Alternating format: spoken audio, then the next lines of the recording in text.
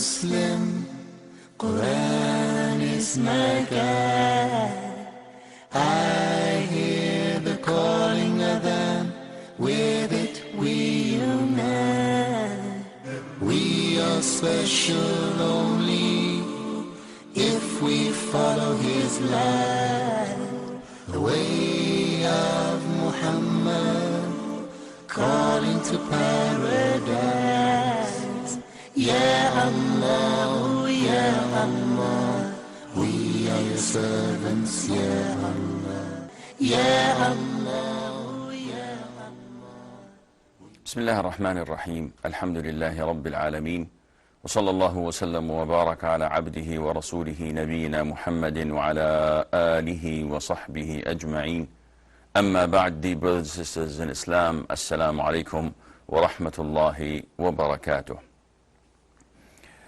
We are still discussing an important issue which is part of the basics to all Muslims, and that is the gravity and seriousness of the major sin of killing. We talked about how serious it is to kill a Muslim. We talked about how serious it is to kill a non-Muslim. And we discussed the categories that the non-Muslims are divided into. If you recall, the dhimmi, the mu'ahad, and al-musta'min, and how each one of them has a contract, has a pledge with the Muslims not to be harmed, not to be abused, and to be defended when needed. Killing is not limited to this alone. Islam, though prohibits even joking about it, as in the hadith we mentioned earlier, that when a Muslim points at his brother with a piece of iron, whether it is a knife, an iron rod, a pistol, a rifle, then the angels would curse him until he puts it down. Even if he was his sibling, his brother from his mother and father, even if he was joking, he will still be cursed by the angels. And when you look at nowadays media, you find that Hollywood and the film industry praises killing. They portray killing as a God-given gift. So whenever you want something, it is justifiable for you to pursue it, even if you have to kill people. And they make heroes of murderers and mass murderers. And this is apparent and obvious in any of their movies, where killing is like killing a mosquito. Killing a man is an easy thing to do. What do you expect the fruit to be of such movies? Islam is different. Islam gives life its sanctity. And it tells us the gravity and seriousness of this major sin. Not only when you kill others, but also when you kill yourself as well. So suicide is prohibited in Islam. Even your own body, your own soul, this is something you do not own. It is only owned by the one who created it. You're just using this vessel. You're just using it in order to reach what Allah Azza wa Jal wants of you. Allah the Almighty says in the Quran, O you who have believed, do not consume one another's wealth unjustly, but only in lawful business by mutual consent. And do not kill yourselves or one another. So this is referring to suicide. Indeed, Allah is to you ever merciful. And whoever does that in aggression and injustice, then we will drive him into a fire, and that for Allah is always easy. The Sunnah of the Prophet ﷺ explains this further. The Prophet said, ﷺ, whoever kills himself in this life, he will be tortured and tormented with it on the Day of Judgment. And in a clearer hadith, the Prophet said, ﷺ, and this was reported by Bukhari and Muslim, which gives it the highest level of authenticity. The Prophet said, ﷺ, the hadith is narrated by Abu Hurairah. He says, whoever throws himself from a mountain and kills himself, he is in hellfire, throwing himself in it for eternity, forever, for eternity. And whoever drinks a poison and kills himself, he's in hellfire, drinking it forever, for eternity. And whoever kills himself with a piece of iron, referring to a knife, a bullet, then he is doing this to himself in hellfire forever, for eternity. The Arabic word for three cases, khalidan, mukhalladan, fiha abada. Now this is a serious offense. So no matter what the circumstances are, killing yourself is totally prohibited. So even if I'm being attacked, even if you're being attacked, you do not kill yourself. Hypothetically speaking, may Allah Azza wa Jal save us and all the Muslim Ummah from such punishment or atrocities or even inflicted crimes. If a woman were to be raped, she is not to kill herself, because what is happening to her is a crime that she did not have anything to do with. Killing herself is even worse crime. And she took her own life with her own hand. Suicide is totally prohibited in Islam. And the worst type of suicide is the type that people call it in the cause of Allah. We hear nowadays people saying that there is something called as suicide missions. And they claim that this is part of martyrdom in the name of Islam. And this is false and incorrect. And those killing themselves will be the first to go to hell. Because the Prophet ﷺ stated this. And I would always follow the Prophet ﷺ over any Tom, Dick, or Harry. We're Muslims. If you recall the first and second and third episodes of this program in the first 3 days of Ramadan, we talked about the principles of our Aqeedah. And that whatever comes from the Prophet ﷺ has to be embraced. Even if whims, desires, analogy, a sheikh, or whatever revelation one claims go against the prophetic teachings, we cast this all in the trash can and we abide by the hadith of the Prophet ﷺ. So if someone says, no, killing yourself, bombing yourself and taking the life of 5 or 10 soldiers is a good thing, I would say, Akhi, I would not take what you're saying because I have the hadith of the Prophet ﷺ. And when you and I stand in front of Allah on the Day of Judgment, I have my proof of His messenger telling me that killing yourself is a crime. What do you have? So those who blow themselves up, those who put a bomb in their luggage and take an airplane and kill the civilians, what are they doing? They're committing suicide. They will be the first to go to hell. But let that be aside. Even if they don't go to hell, what they're doing, is it serving Islam? Is it making people come into Islam? Or is it tarnishing the reputation of our religion? Definitely it is tarnishing the reputation and making people consider Islam to be violent. This is not the teaching of the Quran, nor the teaching of the Sunnah. So why do you accuse Islam of it? If a lunatic, Anders Breivik in Norway, kills 77 in a mass shooting and injures over 200. Nobody claims that he's Christian.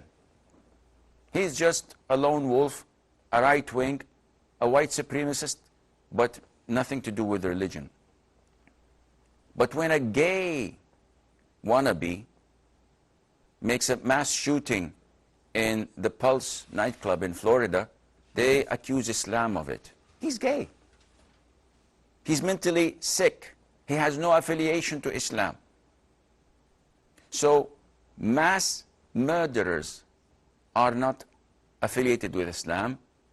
Those who blow up themselves and kill themselves, even if they do this to an army convoy, for example, even this is not permissible, because they have killed themselves. It's different when you carry your rifle and you shoot the enemy forces and they shoot you back.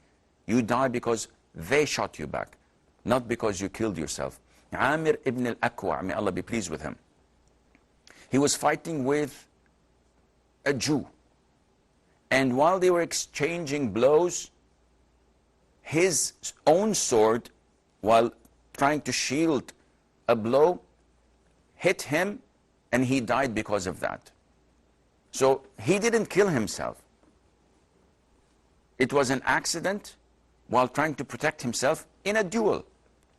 The companion said he has nullified his jihad with the Prophet ﷺ because he killed himself. His nephew, Salama ibn al-Aqwa', went to the Prophet and complained ﷺ. And the Prophet said, no, he did not kill himself. He is a martyr, insha'Allah. The companions thought of someone dying in the process of a duel with his own sword, not because he killed himself, but because it was a mistake, something that was inevitable. They considered this to be suicide, but the Prophet proved to them that it wasn't, and he did not nullify his jihad. How about those who intentionally press the button, trigger the bomb? Definitely they are not martyrs, and they fall under this category. There are lots of types of killing that is also prohibited in Islam, regardless of what people give glamorous names to them. So we know and we hear of what they call honor killing, and there's no honor in that at all. We hear about such isolated incidents. It's not the norm, but the media, as usual, inflates it. And the reason is to tarnish Islam. So we find it in Afghanistan, in some parts of India, Pakistan, Bangladesh, Syria, maybe Jordan, Turkey, Iraq. And there's no honor in it at all. The murderer will be thrown into hell, regardless. And 90% of these cases are baseless, are the result of false accusation and slander. In Islam, a woman is protected from such slander. So anyone slandering a woman of being indecent, of being immodest, he has to provide 4 witnesses, seeing and testifying that they had seen the actual intercourse, and describe it graphically, not just seeing 2 in a room or on a bedroom or not wearing clothes. No, they have to describe it graphically. If he fails to provide the 4 witnesses, he will be lashed. Him and those with him, 80 lashes. He will be flogged 80 lashes to protect her reputation and her honor. People coming now and killing others for no reason, none whatsoever. Just hearsay. Even worse, those who throw acid on women. These are not Muslims. They will have immense torment in their graves and in the hereafter, because of their transgression, because they do not fear Allah and they do not know Allah. Other types of killing that is not permissible, though it's now picking up and is quite common, abortion. We know that abortion in countries that don't want females is widely spreading. India, for example. And this is among the non-Muslims, alhamdulillah. The Muslims know that this is not permissible. And it is condemned in the Quran, what the pre-Islamic era idol worshippers used to do when they were told that you have a baby-born girl, and how they would kill their children just because they were females. In Islam, we don't have this at all, alhamdulillah, and it is one of the major sins of Islam. So abortion is not permissible, and there are certain cases that it might be permissible for for warding the worst of the two evils. But there are conditions, there are things to be followed, procedures. So after 120 days of pregnancy, the soul is breathed in the fetus, and this is a human being. It cannot be terminated. Before that, it's an issue of dispute that has to be looked thoroughly in to be able to decide. Also part of the killings that are not permissible in Islam, what they call euthanasia or merciful killing. And to my knowledge that this is almost banned in the world, except to Holland, if I'm not wrong. I don't know if other countries are picking it up, but these non-Muslim countries who are implementing and applying man-made law can change their laws in a blink of an eye. 50 years ago, homosexuality was banned, was considered to be a crime, was shunned by normal people. Nowadays, it is the norm. They teach it to your children, and they teach you that it is totally okay to have a gay father and a gay, I don't know if you call it a mother or not. So two men get married and they adopt a son or a daughter, and the son looks at both of them, and they're both his parents, but which one is positive, which one is negative, who cares? And they teach this in school, and they make it a crime to talk against it, and you become a homophobic. 50 years ago, this wasn't the case. And this makes me think and believe that maybe 10 or 15 years down the line from today, it wouldn't be at all wrong in these countries to be a pedophile. Maybe it becomes normal, and they say that this is human nature and people are born like this, so it's okay to accept it. Who knows? The only thing I know is that Islam is a divine religion.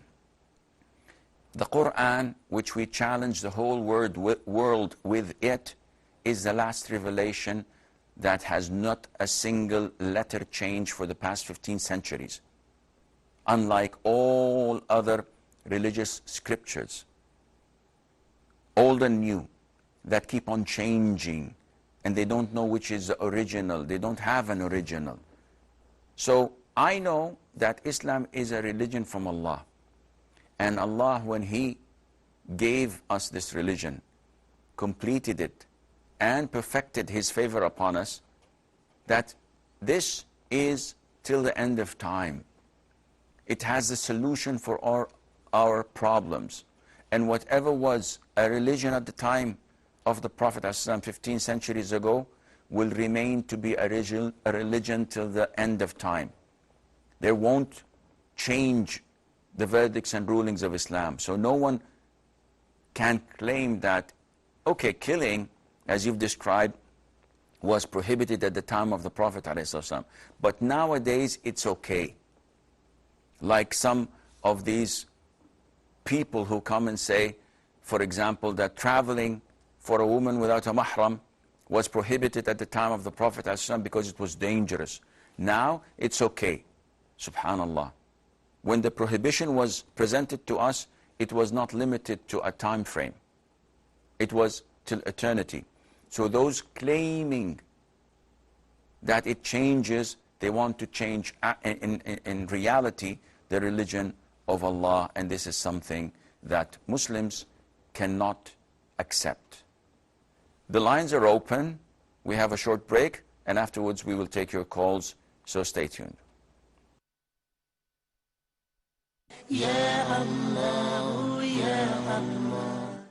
أعوذ بالله من الشيطان الرجيم بسم الله الرحمن الرحيم لقد رضي الله عن المؤمنين إذ يبايعونك تحت الشجرة فعلم ما في قلوبهم فأنزل السكينة عليهم وأثابهم فتحا قريبا ومغانم كثيرة يأخذونها وكان الله عزيزا حكيما. Who was Qarun? What was the Prophet Muhammad's relationship with his wife like? How did the Prophet Muhammad deal with the accusations that were directed towards his wife? How did Musa travel with Al-Khidr, and what was their relationship like, and what did they learn together? What are the important, practical, relevant meanings behind the story? We're going to be going through Quranic stories together. I'm your brother Hussam Hilal, and the purpose of this program on Huda TV, inshallah, is to learn and understand the Quran in a better way that will aid in our memorization and implementation and our understanding. I look forward.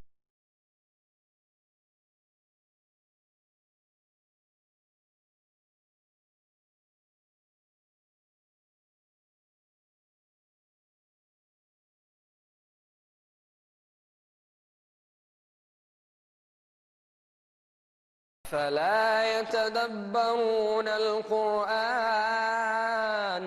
ولو كان من عند غير الله لوجدوا فيه اختلافا كثيرا. We all know that a person's iman increases and decreases, and the best way to increase your iman is through the Quran. To contemplate, to reflect, to ponder over the verses of the Quran. أفلا يتدبرون القرآن ولو كان من عند غير الله لوجدوا فيه اختلافا كثيرا. In this program, we will listen to the Quran first, and that should soften our hearts. And then once we get to know the meanings and contemplate over these meanings, then we can change by the will of Allah subhanahu wa ta'ala. ولا يأتونك بمثل إلا جئناك بالحق وأحسن تفسيرا. ولا يأتونك بمثل إلا جئناك بالحق وأحسن تفسيرا. Join us this Ramadan for Quran Circle 2.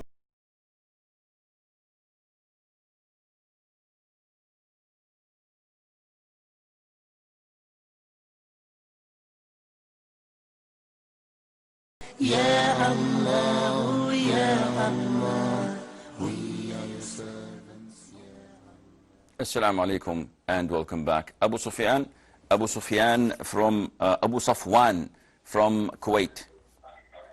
Assalamu alaikum, Sheikh. Salam wa rahmatullah. Okay, so my first question is, if somebody is memorizing Quran, so in the Ramadan time, is it mandatory that he should complete, like one set of Quran in a month or two sets, or that's what he is memorizing, that is counts as well? Okay. Okay, the second question is about this traveling. Like my wife, she travels from Calgary to Kuwait sometime with my son, 15 years, with Down syndrome. So this is it permissible, or again, obviously, I know what is the Islam's ruling there for all the time. So under the circumstances, can she travel alone or with my son, who is a Down syndrome? He's 15 years. Okay. Any more questions? My third question I just forgot. If I can remember it, I'll do that. Okay. Inshallah. حياك الله أخي. Muhammad from Saudi. Assalamu alaikum, Sheikh. How are you? Alaykum salam. I'm fine. Jazakallah khair. Sheikh, I have a question regarding Umrah. Actually, I have just came to know about regarding Umrah that we have to do niyat and pray 2 rakat also before entering Ihram. So I have done Umrah in Ramadan, just like making niyyah with this dua, which is very old, which is popular among everyone, like Allahumma inni uridu tawafa wal umrah. So is my Umrah valid? Okay. Any more questions? Yes, one more question. Yes. What is the miqat for the people of Makkah? Should we go to Umrah Masjid, or Okay. we can go from our homes directly? Okay. I will answer inshallah. That's all. Jazakallah. حياك الله. Dr. Faisal. Assalamu alaikum, Sheikh. Salamullah. How are you, Sheikh? I'm fine. Jazakallah khair. Sheikh, I have 3 questions today. Yes. One, first is like, can we pray tahajjud after we have finished our witr with the imam in the mosque? Okay. The second question is, I recently wrote on Facebook the importance of Arabic in a Muslim person's life, be he be from any, because we are not Arabs, so we don't know Arabic as you people know. So can you throw some light that from the Islamic perspective, how important is Arabic for a Muslim person? Okay. And my third and the most important question today is like, can you please write detailed things about hijab? Because, a lot of sisters, they will be wearing skin-tight pants and putting up a hijab, and they are saying, we are doing hijab. And there is a lot of debate about Surah Azab, which the verse in which Allah subhanahu wa ta'ala says to the Prophet to cover his daughters and wives. They are saying, no, it is only, you have to cover anything, it's not. Can you please go into detail regarding the hijab for the females? Okay. I will answer you inshallah. Jazakallah khair. Wa jazak. Abu Sufwan says, if a person memorizes the Quran or parts of it, is it compulsory upon him to read the whole Quran in Ramadan? First of all, whether you memorize the Quran or not, it is not mandatory upon an individual to recite the Quran during Ramadan fully, or to make khatm. However, as per the hadith of Abdullah ibn Amr ibn al-As, may Allah be pleased with him and with his father, the Prophet ﷺ recommended at least to finish the Quran once a month for a Muslim individual. So this is the least you should do, but it is not mandatory. It is highly recommended. So for you, Abu Safwan, if you are able to recite 1 juz a day, this means that you'll finish Ramadan and the Quran at the same time. If you can do more, that is even great. And if you are unable, you're not sinful and there is nothing on you, insha'Allah. As for traveling for a woman without a mahram, this is not permissible, because the mahram's role is to take care of his a woman or mother or sister or daughter. And if your wife is traveling with a 15-year-old Down syndrome child, may Allah Azza wa Jal grant both of you great reward and immense patience and tolerance. A child of such a character or an illness would not be able to choose and select the best of choices. And therefore, it is as if she's traveling with a 5-year or 7-year-old child, and this is not permissible. Amber from Saudi. Hello. Yes. Assalamu alaikum. Salam. I have 2 questions. Yes. First is, I want to know about the ruling on this, that if, like, I know that Tajweed is important while reciting Quran, but does reciting in your prayer without Tajweed, does it make your prayer invalid? Like, I mean, when you read Surah Fatiha and you are not able to do the 6 counts in, you know, when you said does that make my prayer invalid? Okay, second question. How should I apply the faith in my prayer? That's what I want to know. And second, I want to know about like the rituals at Masjid Nabawi. Like, what are the things we should and should not do? Can we like pray and make dua there? And what are the things that we should do at Masjid Nabawi? I'm unable to understand your question, Amber. If you can call us from a mobile phone, maybe your landline is not... Sir, I want to know what to do in Masjid Nabawi. What to do in the Masjid of the Prophet ﷺ? Yes, yes. Regarding? Like, I mean, how to our ibadah in the mosque, because then can we make dua there? Okay. I mean, will it be shirk or not? I'm just... Okay, I will answer you, inshallah. Hashim from China? Hello, sir. Yes?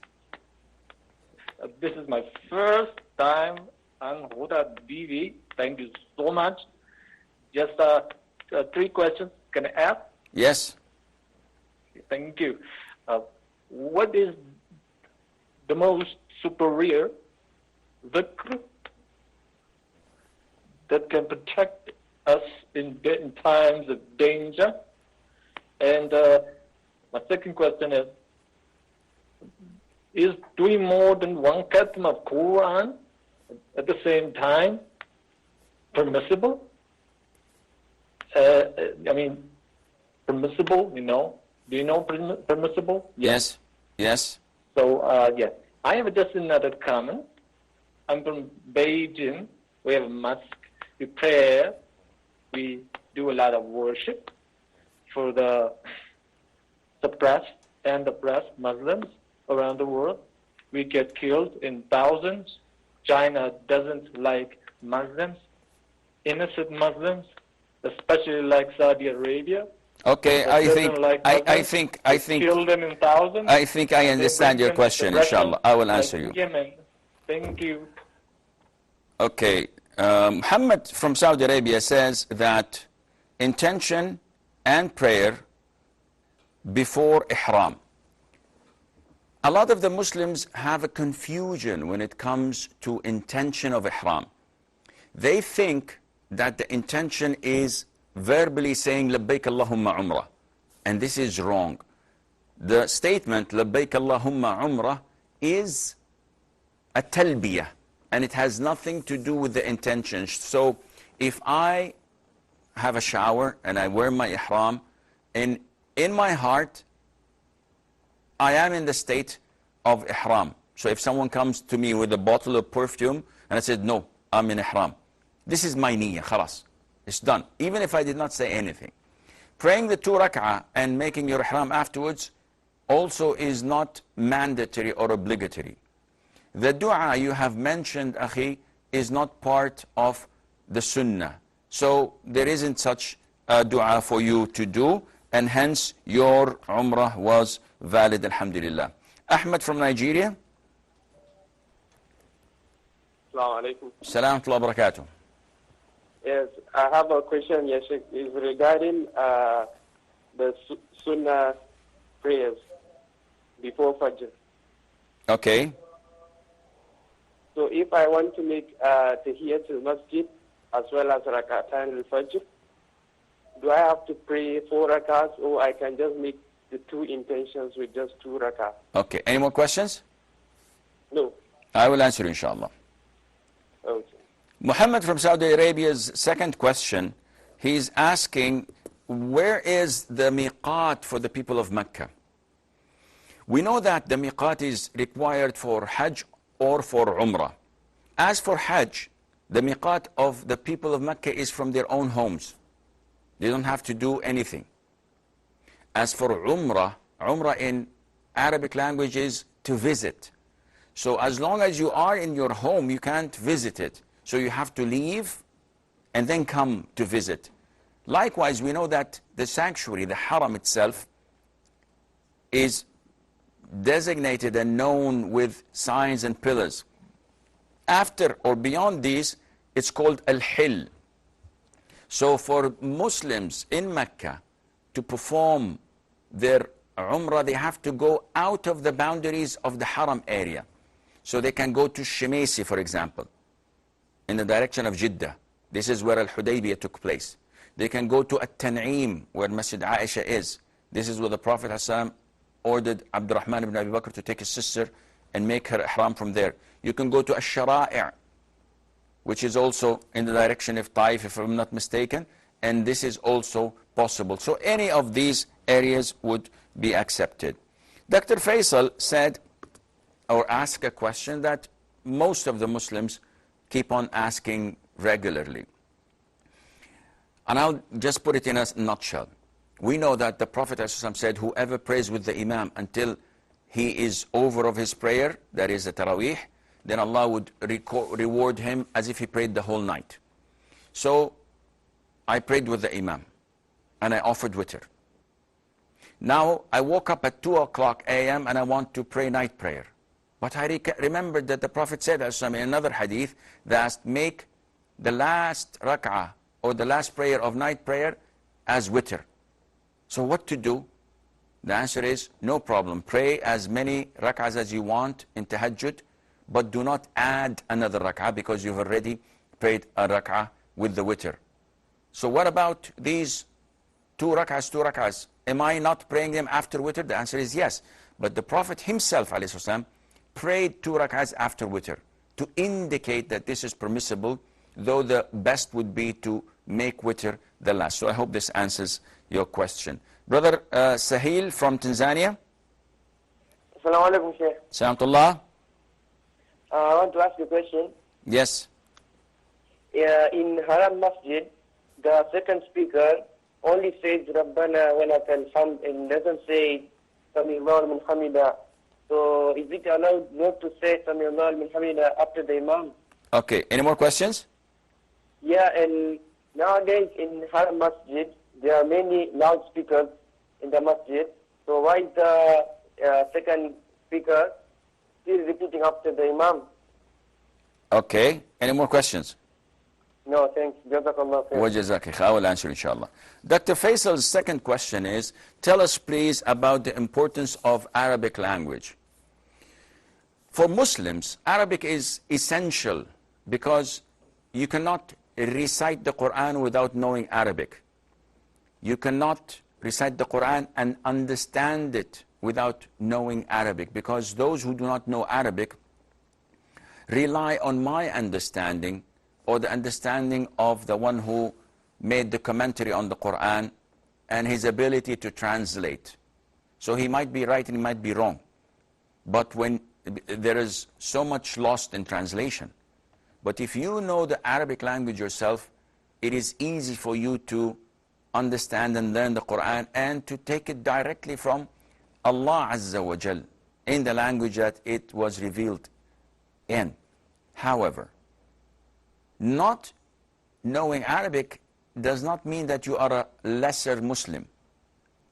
It means that you are a lesser knowledgeable in Islamic knowledge, because whatever you read in fiqh or tafsir or seerah, again you are dependent on the person who translated it.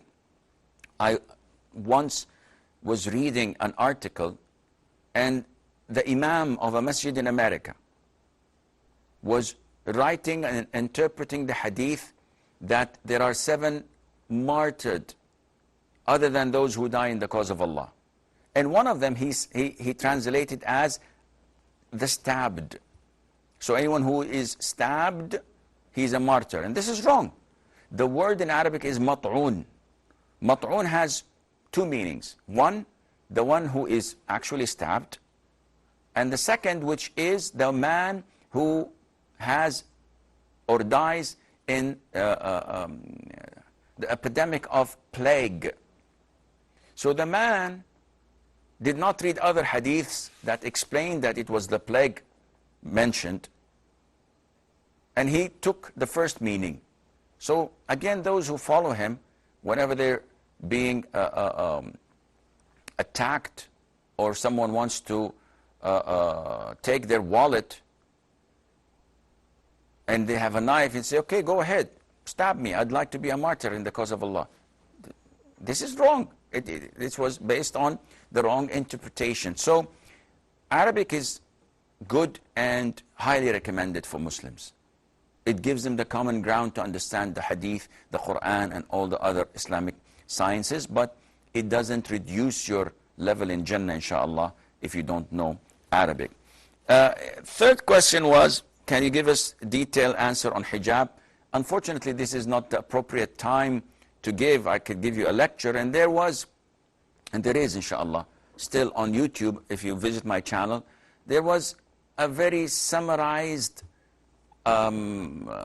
discussion between Sheikh Abu Usama al-Dhahabi, may Allah Azza wa Jal protect him, of Birmingham Green Lane Masjid, and myself over the issue of hijab.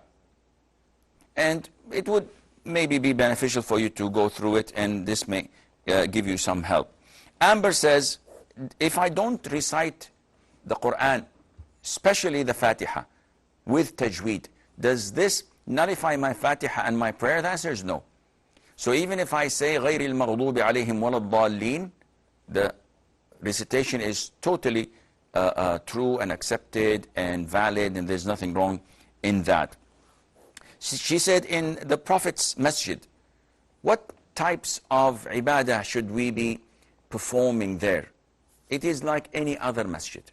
You can make dua, you can pray, you can recite the Quran, you make dhikr. So there is nothing specific to the masjid of the Prophet ﷺ. Then we have Hashim from China. He's our frequent liar, so I'll skip his questions. Ahmed from Nigeria says that regarding the sunnah of Fajr. Now, the Prophet said ﷺ in a hadith, بين كل أذانين صلاة, between the adhan and the iqamah, there is a prayer of 2 rak'ahs, that is.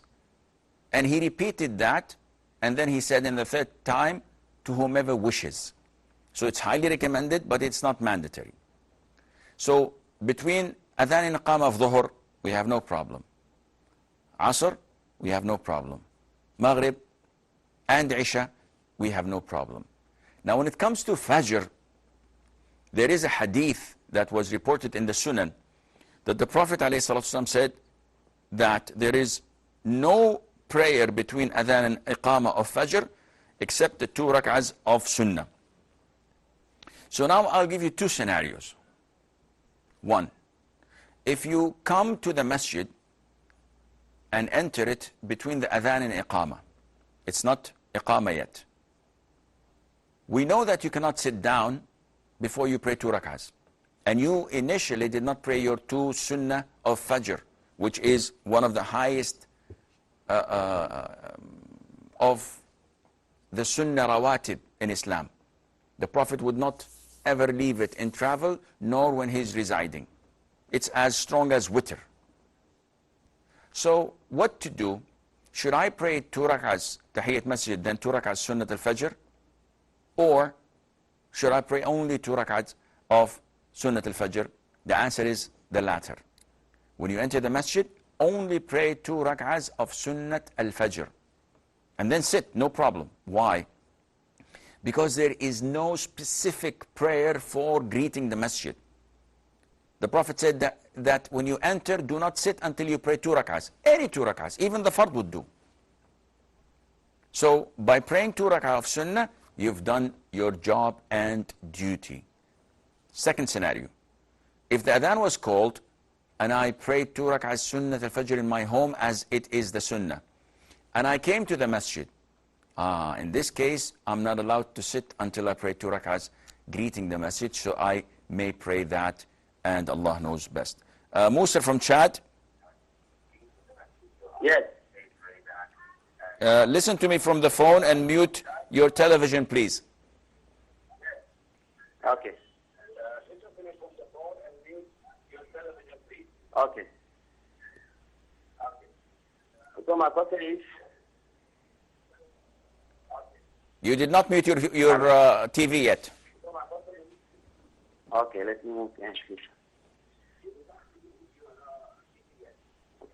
So my question is, okay, Yes. hello? Yes. My question is, for the Salat al-Talawi. Yes, Akhi, what's your question? My question is for the praying question. So we hear. Akhi, you're listening to yourself on the TV. What is this? Okay, let me go behind you. So my question is, we can pray here Salat al-Talawi 8 rakah. Some people pray 10 rakah. What is the Sunnah do? You want to pray it at work? No. Some people praying here the Salat al-Tahajjud 8 rakah. Some people praying 10 rakah. Okay. So this is my question. I will answer you, inshallah. Abdurrahman from Libya. Naam. Assalamu alaikum. Salam tullah. Naam. Yes, Akhi, what's your question? My question is that if someone have a dream, okay, that they have sex on the dream, okay, before iftar, okay, can he be able to eat before the janabat, or is it compulsory for him to do the janabat before he eats? okay. Any more questions? No. I will answer, inshallah. So, Suhail from Tanzania has two valid questions. The first question is that in the Masjid al-Haram, we have the Imam leading the prayer, and we have something like a co-pilot or a co-Imam. So whenever the Imam says, Allahu Akbar, the co-Imam or the Mu'adhin, that is, relays this and says, Allahu Akbar. When he says, Sami Allahu liman hamidah, the Mu'adhin says, Rabbana wa lakal hamd. So Suhail is saying, why isn't he saying, Rabbana wa lakal hamd, repeating it? The majority of schools of thought say that only the Imam or a person praying alone on his own are to say, Sami Allahu liman hamidah, Rabbana wa lakal hamd. So they say both. If I'm not mistaken, the Shafi'i school of thought, and I might be wrong, say that even the person praying behind an Imam, Al-Muqtadi or Al-Ma'mum, he has to say himself, Rabbana, Sami Allahu liman hamidah, repeating it. But the majority say no, this is not needed because the Imam is saying Allah will respond to those who praise him. So you should not say it again, but rather praising Allah by saying Rabbana wa lakal hamd. Now, his second question is related to why do we have the Mu'adhin repeating behind the Imam. This was done at times when they did not have loudspeakers. So they carried on this tradition where there were not only the Mu'adhin, like 10, 15 rows behind the Imam, the Mu'adhin's voice would reach to the end of the 15th row, for example, but not more. So one in the 15th row would also raise his voice so that 15 rows behind him would be able to relay and follow. So he's saying that now with loudspeakers, why why they do this? Why do they do it? The answer is, I don't know. I personally believe that this is wrong, and this is affecting the Mu'adhin's prayer, because there is no reason, none whatsoever, to do it, and the whole of Mecca hears the voice of the Mu'adhin. Musa from Chad says, Taraweeh prayer, is it 8 or 20? There is no limitation to it. The Prophet had never said, alayhi salam, only pray 11. Mother Aisha said that he never exceeded, may Allah be pleased with her, but in other hadiths, she herself said that he prayed 13, not 11. So Ibn Abbas said also that he prayed 13. And he never set a limit to it. It's like saying that we can only perform one Hajj in a lifetime, because the Prophet only performed Hajj once. This is not wrong. This is wrong. The Prophet made it open. So you want to pray 11, you want to pray 23, you want to pray 39, up to you. There's nothing wrong with that. Abdul Rahman's last question says that if a person has nocturnal emission, and this was while he was fasting, now being that he was asleep, meaning that the ejaculation does not affect his fasting. He's not asking about that. He knows this. He says that if I wake up and I am in the state of major ritual impurity, sexual impurity, and iftar, the breaking of fasting, is like a couple of minutes from now. Sunset will be due in a couple of minutes. Should I go and have a total bath, ghusl, or can I break my fast and afterwards? The answer is no. It's very easy. You can break your fast, eat, do whatever you want, but before you go to prayer, you go and have your total bath. And with this, we come to the conclusion of today's episode. Until we meet next time tomorrow, I leave you fi amanillah. Wassalamu alaikum wa rahmatullahi wa barakatuh. I am a Muslim, Quran is my guide. I hear the calling of them, with it we unite. We are special only if we follow his light. The way of Muhammad, calling to paradise. Ya Allah, Ya Allah, we are your servants, Ya Allah. La ilaha illallah, Muhammadur Rasul.